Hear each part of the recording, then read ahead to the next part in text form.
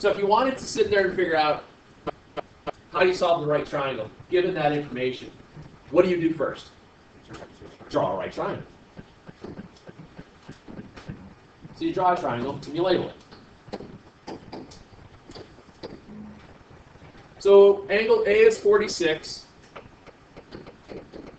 Remember, little lowercase letters stand for sides. Little b is always across from big B.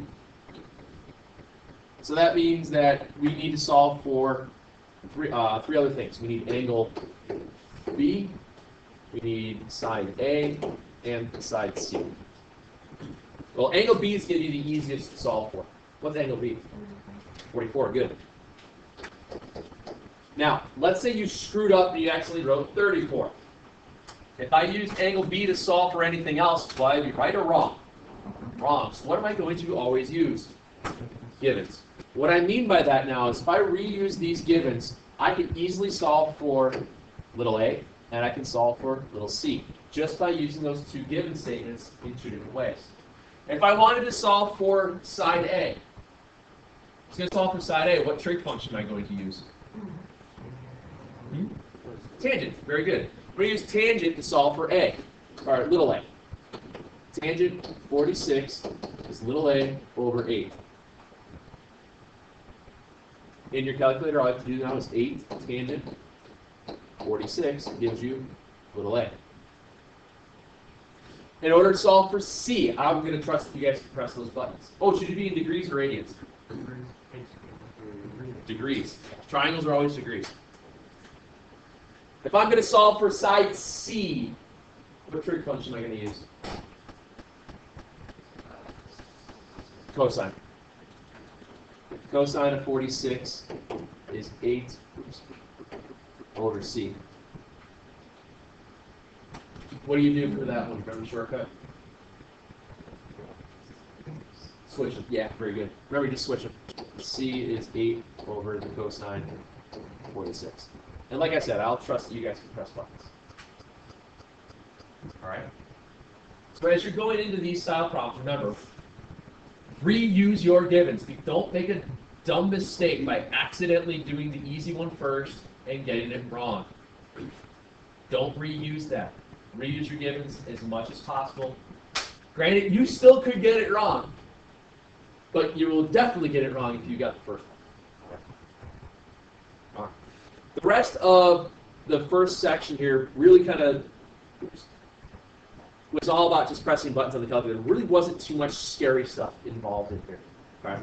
When it started to get a little bit more interesting is when we started introducing you guys into the realms of degrees, radians, and trig functions. Standard positions, coterminality, positive and negative coterminal angles. So what I want to do here is just kind of not so much worry about knowing that you guys can draw an angle in degree measurements in standard position. Can you do that in radians? Okay. I know you guys can do degrees, that's a piece of cake. Radians I know you still have issues with because there's a nasty fraction, and it's in terms of pi. So what I want to do is just kind of revisit how you walk through.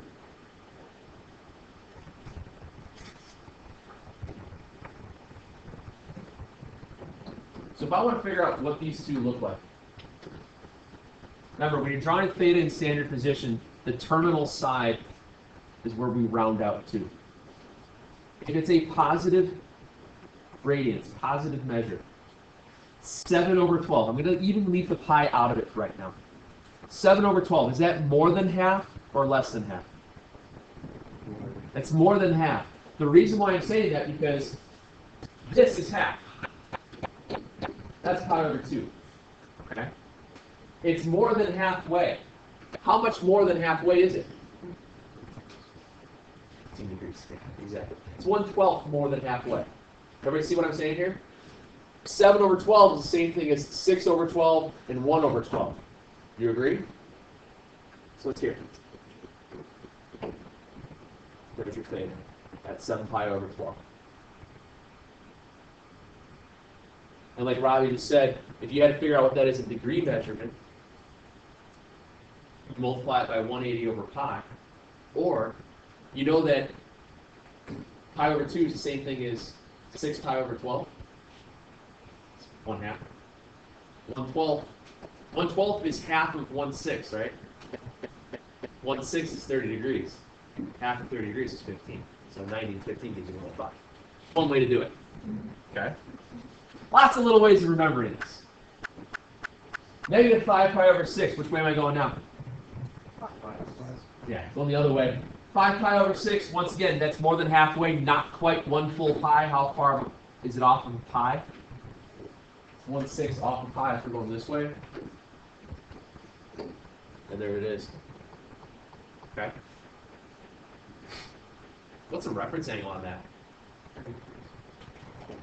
Remember. Oh. What do you mean 30? Because that's like, it's 30 away from the horizontal line. Very good. What's it radians? Oh, come on! This is pi over 6. Think of it. You're just going here to get to pi, right? You have 5 pi over 6. You need to get up to pi. It's not 30 degrees. It'd be pi over 6. It's not 30 degrees. It's pi over 6. It's not 30 degrees. And it's not 30 degrees. It's pi over 6. Robbie, is that in radians or is it degrees? So what's my answer? Pi over 6. Thank you. All right. These weren't so bad. You guys did okay on those. Sounds like you got this one. What we started to get a little bit more interesting in is we had to do positive and negative coterminal. So when you're looking at positive and negative coterminal,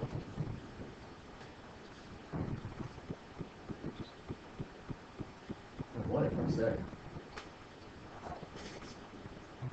Let's see. What I wanted to do.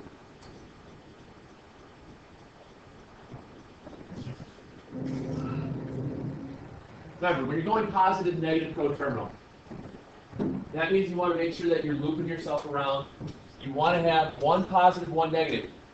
I think the easiest way to remember that is that your positive and negative coterminal angles always need to be within 0 and 360 or 0 and negative 360. Okay? That's how you determine whether or not you are there. Excuse me. 540 degrees, well, that's 1.5 times around, right? So you would be 1 little, 2 little, and 3 more times around. So there's 540. In order to get the positive and negative coterminal, I'm going to have to subtract 360 to get the positive. So the positive is at 180. Okay? Where's the negative? Well, subtract 360 again, you get negative 180. There's your positive, there's your negative.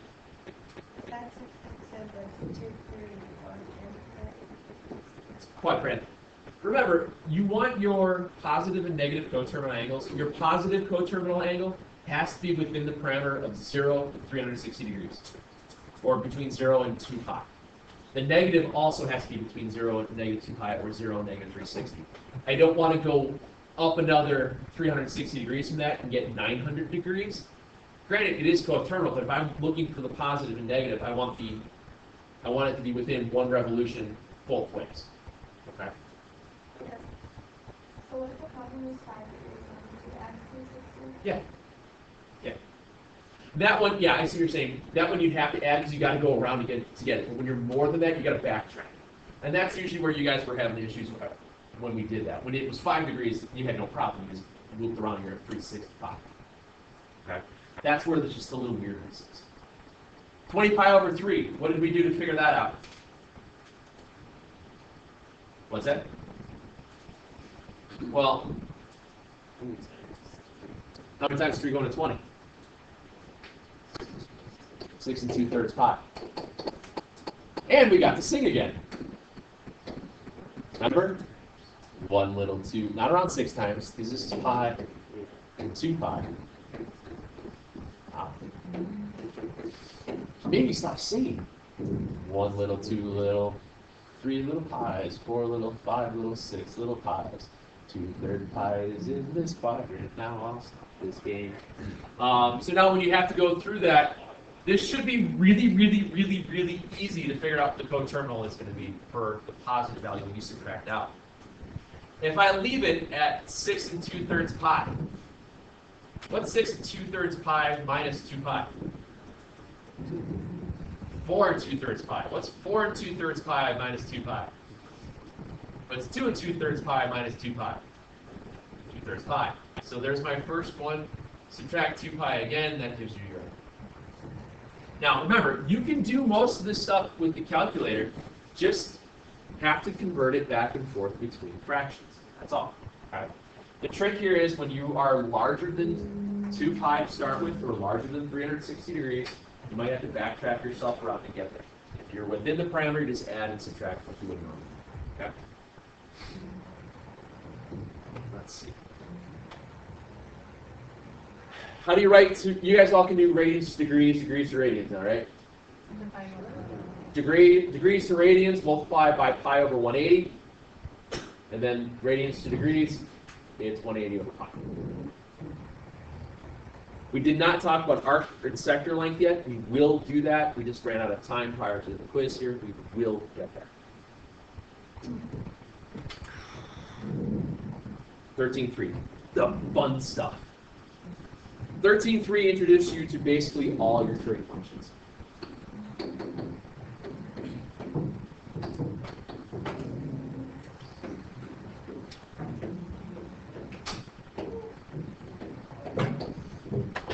Sine. Remember, when you're working with sine, cosine, and tangent, and you're looking at the unit circle, when you go back to the unit circle, if you remember first quadrant, oops. If you remember just first quadrant, what was the shortcut for memory?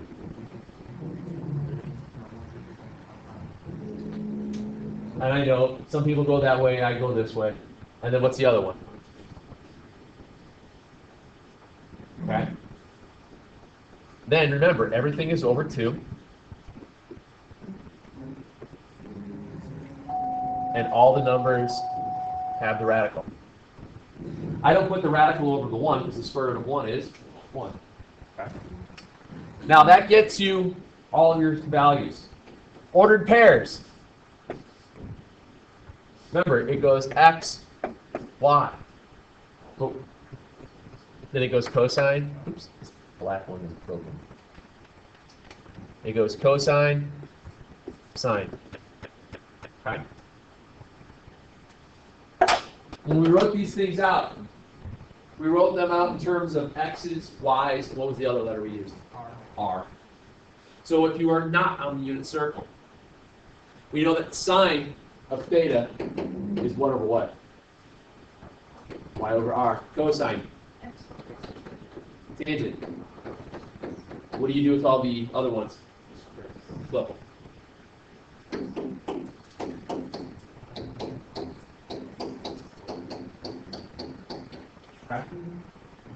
Now, a lot of these problems stem from giving you one of the trig functions, you figure out the rest. For example, let's say you have the secant. The secant of theta is 7 over 5.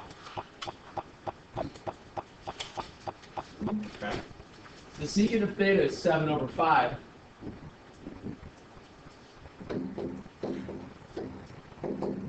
What do you know?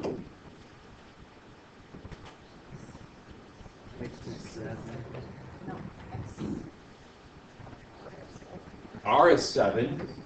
What's is y 5 or is y is 5x? X. Okay. Now, how do you solve for y?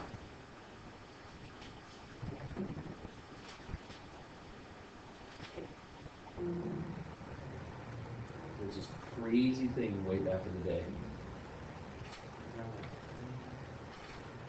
Really? You guys forgot how to solve for that? Yeah.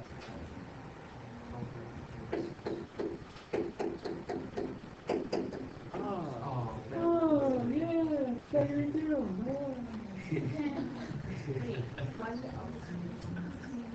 Because R is hypotenuse. Okay. So in order to solve for this, you wind up with 5 squared plus y squared is 7 squared. So when you set that up, you get y squared winds up being 24, I believe, right? What's the square root of 24? Simplified radical form. It isn't 2 root 6, very good. So now I know that I can fill out the rest of my trig values knowing my x, my y, and the r. The only question is that sometimes you might have to rationalize your denominator. Since my y value is the one that has the radical in it, I might only have to worry about that with cosine, or excuse me, with sine and tangent, or cosecant and cotangent. Do you agree? Now, sine is y over r, cosine is x over r, and tangent is y over x. Do I need to worry about simplifying or rationalizing with any of those? I don't. And I'm not going to bother writing those out for right now. I want to just work with you on simplifying a radical real quick. Okay? Cosecant. Cosecant is going to be r over y. 7 over 2 root 6. That needs to be rationalized. What do you have to multiply the numerator and denominator by? Is it 2 root 6 or is it just root 6? Just root 6. If you multiply top and bottom by 2 root 6, you'd have to simplify again later. Okay? So just multiply top and bottom by the radical. Square root of junk times square root of junk is, what's junk times 2? 12. So it's 7 root 6 over. Okay? Do I need to do the cotangent as well? All right. Just remember that. Okay? That's how you rationalize that out. Don't forget, you will have signs. Some of the signs may change within here. That means you have to be careful and use Pythagorean theorem. If you are squaring a negative number, what do you have to put around it? Parentheses, because it's negative 9 squared is not negative 81. You will be wrong and you will cry. Pythagoras will shun you. Very blunt, isn't it? But it has to be. All right. After this, then we got into the not using trig values, not using the the calculators. So that means you might have to get reference angles. Remember, when it God, it should be open. Oh, and I lock it. I'm sorry. I always forget that's locked. I'm sorry. Okay. Oh, he's actually there. Oh, don't worry about it. So remember, when you start worrying about stuff, if you have two things that are calculator versus non-calculator, if there is non-calculator, which there will be, you need to know these guys, and you need to know how to replicate it throughout, so that way you can figure out what is the cosine of 5 pi over 3. Things like that. Okay? You will need to know that. You've got to be able to thought. You have to be able to use unit circle and mirror around. Okay? Remember, every 30 degrees, you're adding 1/6. You're adding 30, 60, 90, 120, 150, 180, and so on and so forth. You're adding a fraction, 1/6, 2/6, 3/6, 4/6, 5/6, 6/6, and all the way around. All you gotta do is simplify. On the 45s, 1/4, 2/4, 3/4, 4/4, and so on. That's all you gotta be able to do. That gives you all of your rating. That gives you all of your rating degrees. Okay? That's how that works. After that, we just go back into what we just did yesterday, your inverse trig functions. Which one has that sign? Which one has that cosine? Which one has that tangent? And so on. Once again, it all depends on can you replicate your first quadrant and go from there. Okay? Questions?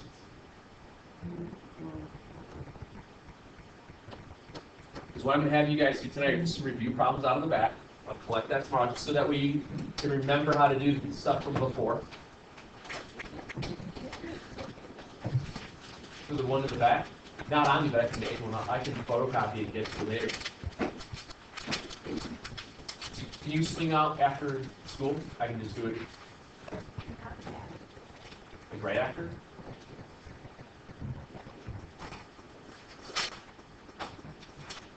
Otherwise, I'll try and make it real quick and bring it down to lunch. But I don't want them to get mad at me for being late. They said you can get written up for being late. Well, yeah, you can't be, because you just wander in the hallways causing trouble. How do I know? How do they know? You know? Well, if they would let us talk and explain.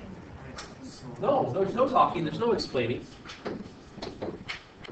We'll talk and explain what it is. I know you will. So, you and I are late to lunch because you're